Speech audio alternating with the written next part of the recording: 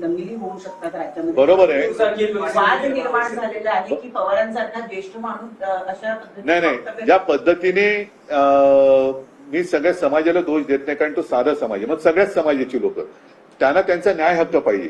न्याय हक्क मागणं हा काही गुन्हा नाहीये, पण त्याच्यासाठी आरक्षण हा एक विषय असा आहे की त्याला काही मर्यादा ह्या कायद्याने आखल्या गेलेल्या आहेत आणि त्या मर्यादा ओलांडायचं असेल तर ते केवळ आणि केवळ लोकसभेत होऊ शकतं.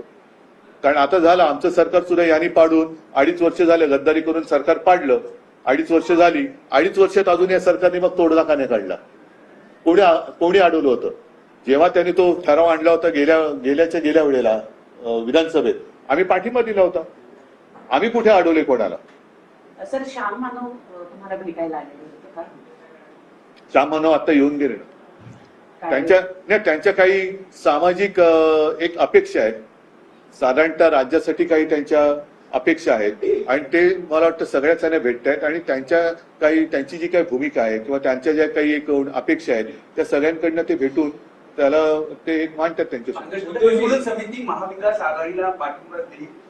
कोणी अंधश्रद्धा निर्मूलन समिती, असं श्याम मानव आता तुम्हाला भेटले तर ते सुद्धा सोबत. अंधश्रद्धापेक्षा जादूटोणा विरोधी, कारण श्रद्धा आणि अंधश्रद्धा याच्यामध्ये एक पुसटची रेषा आहे. त्याच्यामुळे मी कोणी आम्हाला पाठिंबा देईल या अंधश्रद्धेत वावरणारा नाहीये. श्याम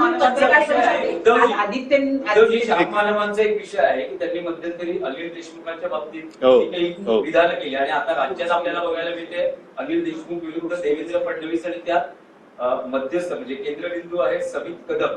तर या सगळ्या प्रकरणात तुम्हाला काय वाटतं? कारण त्या काळात तुम्ही मुख्यमंत्री होतात आणि अनिल देशमुखांवर आरोप होते आणि ऍफिडेव्हिटवर त्यांना हे आरोप करण्यास सांगितले. हे अनिल देशमुखांनी त्याही वेळेला उघडपणाने बोललेले आहेत.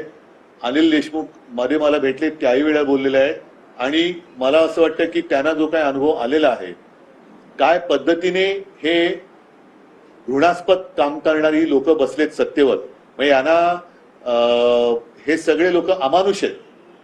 हे कुटुंब बघत नाहीयेत.